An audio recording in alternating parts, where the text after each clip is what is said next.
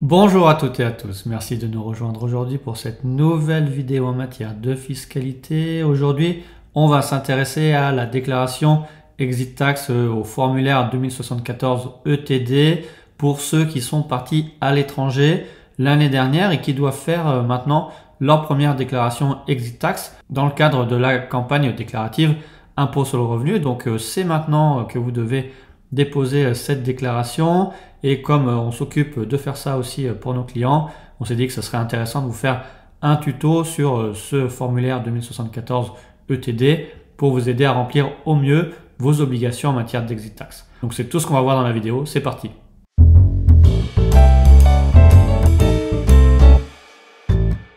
Alors effectivement, comme d'habitude, abonnez-vous, likez, partagez nos vidéos au plus grand nombre pour qu'on puisse faire grossir notre chaîne le plus rapidement possible et vous apporter encore plus de contenu gratuit en matière de fiscalité. Mais aujourd'hui, ce qui nous intéresse, c'est faire ce tuto du formulaire 2074 ETD pour les personnes qui ont transféré leur domicile à l'étranger et qui doivent remplir toutes leurs obligations fiscales auprès de l'administration fiscale dans le cadre de la déclaration de leur transfert de domicile à l'étranger et du calcul de cette fameuse exit tax. Alors bien sûr, dans cette vidéo, comme on vient de vous le dire, ça va être un tuto sur le formulaire en tant que tel de calcul de l'exit tax. On ne va pas revenir sur les conditions d'application de l'exit tax parce qu'on vous a déjà fait une vidéo sur le sujet, une vidéo qui reprend les conditions complètes d'application du régime. Donc on vous renvoie à cette vidéo et on avait également fait une deuxième vidéo sur des réponses pratico-pratiques de la mise en place de cette exit tax et des déclaratifs à faire. Mais pensez bien que oui, que vous serez redevable de l'exit tax si vous étiez résident fiscal en France au moins 6 ans au cours des 10 dernières années et que votre patrimoine en valeur mobilière soit est supérieur à 800 000 euros ou alors que vous avez le droit à plus de 50% de bénéfices dans une société. Et dans ce cas-là, il faut bien savoir qu'on va viser à la fois les droits sociaux et les parts et actions que vous détenez dans des sociétés en France, mais également dans des sociétés à l'étranger. Ensuite, deuxième précision, là, on va traiter la déclaration 2074 ETD pour, par principe, les gens qui bénéficient d'un sursis automatique de l'exit tax, qui est quand même la majorité des gens qui vont transférer leur domicile à l'étranger. Mais tous les pays ne sont pas concernés. Il faut bien vérifier si vous pouvez bénéficier du régime de l'exit tax avec un sursis automatique d'imposition. Sinon, si vous ne voulez pas payer l'imposition, cette exit tax, il faudra faire une demande, donc un sursis sur option. Et dans ce cas-là, c'est souvent des questions qu'on nous pose et on voit pour certains clients qui partent aux Émirats Arabes Unis, qui partent à Dubaï. Ça ne fait pas partie des pays qui sont listés pour avoir un sursis automatique de paiement. Dans ce cas-là, avant même votre départ, donc l'année de votre départ, vous devrez avertir dans les 90 jours avant votre départ l'administration fiscale de votre départ dans le pays non éligible pour un sursis automatique de paiement pour l'exit tax et vous aurez un certain formalisme à faire et vous aurez déjà ce formulaire 2074 ETD à remplir pour le calcul de l'exit tax au jour du dépôt de la déclaration et également à constituer des garanties du montant de l'exit tax en espérant que l'administration fiscale accepte ces garanties en cas d'incident pour le paiement de l'exit tax. Et au titre des garanties, vous avez le choix, soit faire un dépôt auprès de l'administration fiscale, apporter une caution, mais en général, ça sera plutôt un nantissement de vos titres et principalement de vos titres en France, voire en Union européenne, mais ne seront pas acceptés à des nantissements de titres de sociétés hors Union européenne. Donc comme j'ai dit, si vous partez dans un pays sur lequel le sursis de paiement d'imposition n'est pas automatique, vous allez devoir remplir ce 2074 ETD avec le descriptif en tant que demandeur du sursis sur option. Vous allez devoir désigner un représentant fiscal et mettre en place ces garanties. Et comme j'ai dit, souvent ça va passer par un acte de nantissement de vos titres que vous allez proposer à l'administration fiscale en transmettant également votre cabis, vos statuts et également le PV d'assemblée qui permet le nantissement de vos titres ou de vos parts. Et suite à acceptation de l'administration fiscale, ensuite vous aurez à enregistrer cet acte de nantissement auprès du tribunal de commerce. Si c'est des actions, c'est l'administration fiscale qui va s'en charger, donc vous aurez un chèque à faire auprès de l'administration fiscale à hauteur à peu près de 125 €. Ou si c'est des parts et actions, ça sera à vous de le faire auprès de votre tribunal de commerce compétent.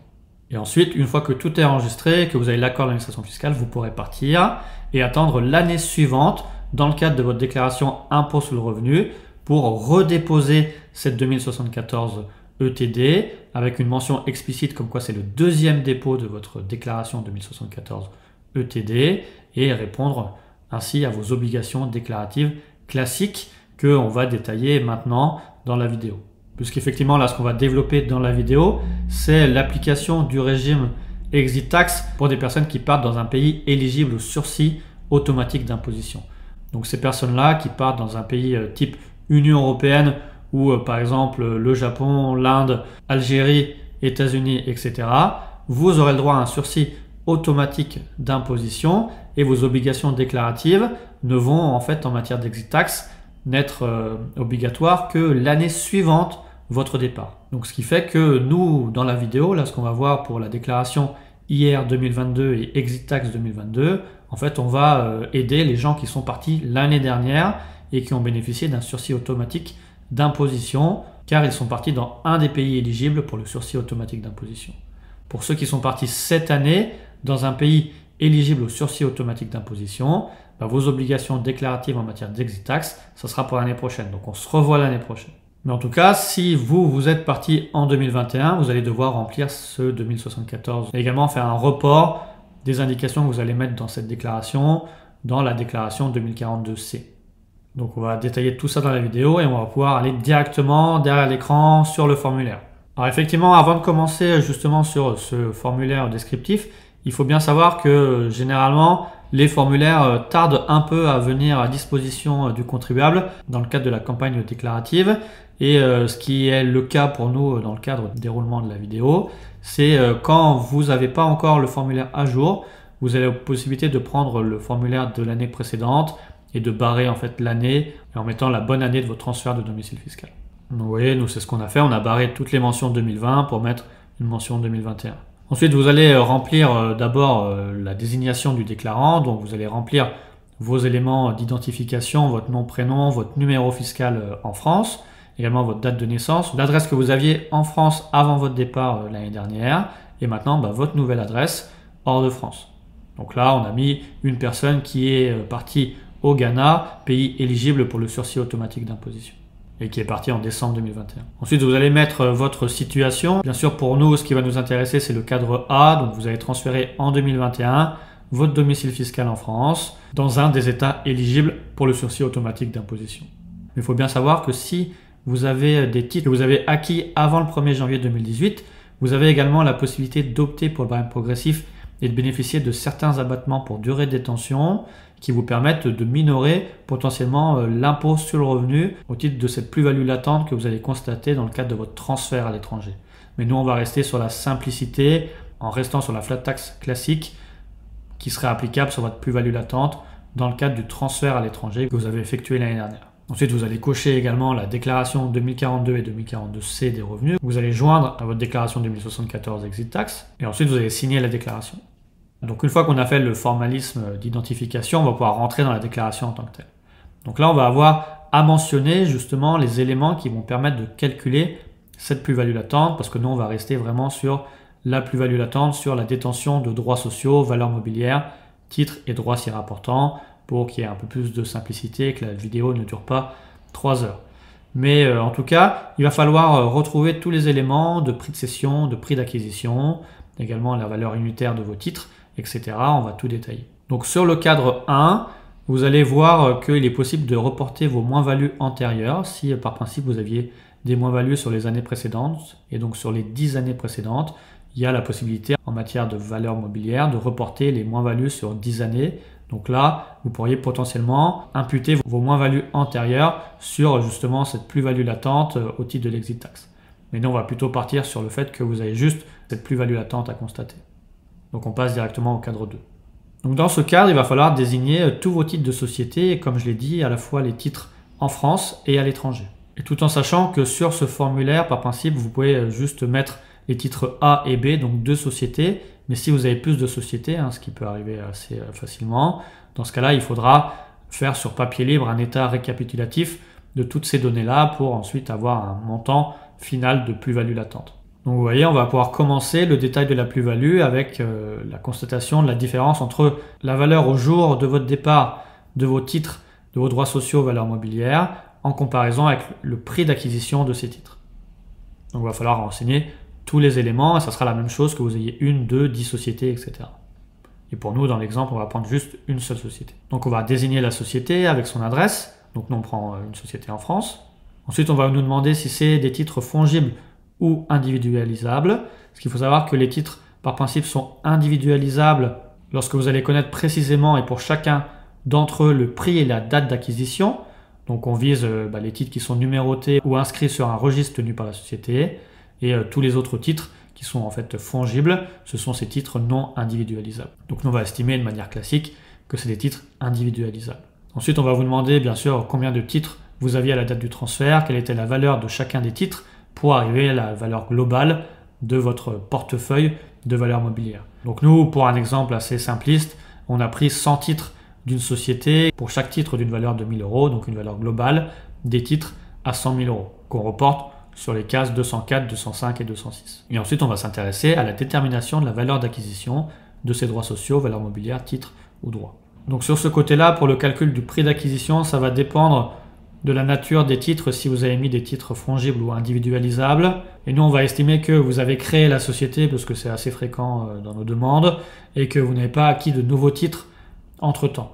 Et que comme vous avez ces titres individualisables, on va prendre en fait la valeur du capital comme valeur d'acquisition.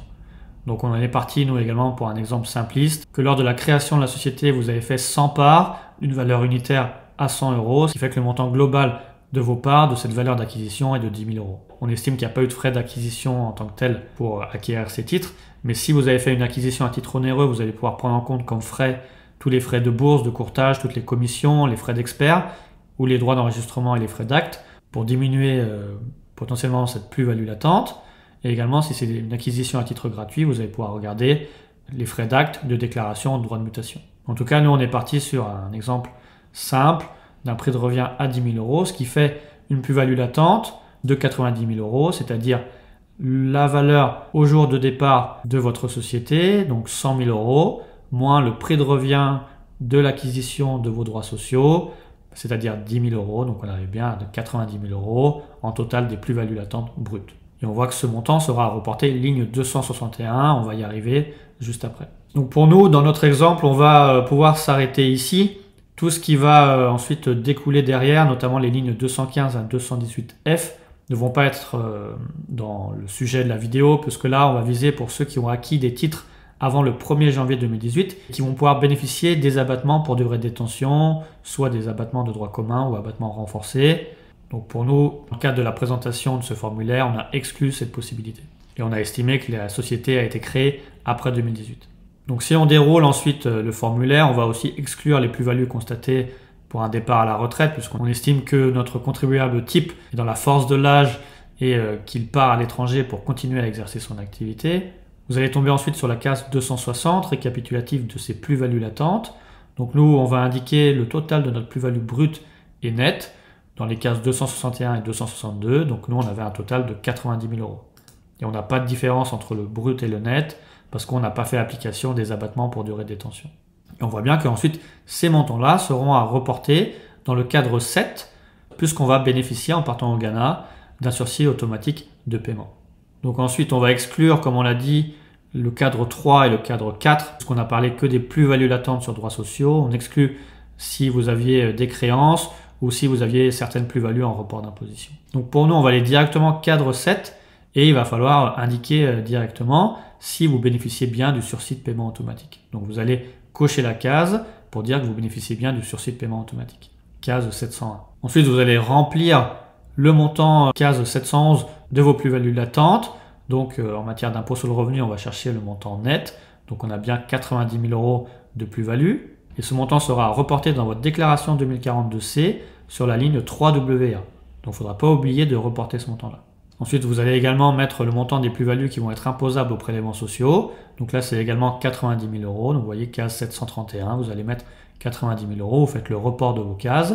Et également, ce montant-là sera reporté dans la déclaration 2042C, ligne 3WM. Donc à ce moment-là, vous aurez terminé votre déclaration en 2074 ETD puisque vous bénéficiez du sursis automatique d'imposition.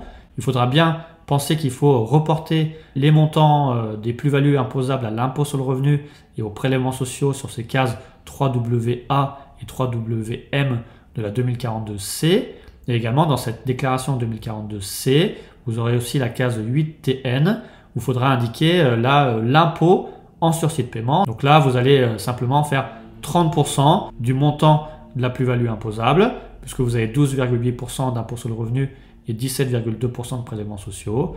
Donc pour nous, 30% de 90 000 euros, ça fait 27 000 euros d'impôt d'exit tax qui serait potentiellement à payer si vous ne respectez pas vos obligations déclaratives en matière d'exit tax.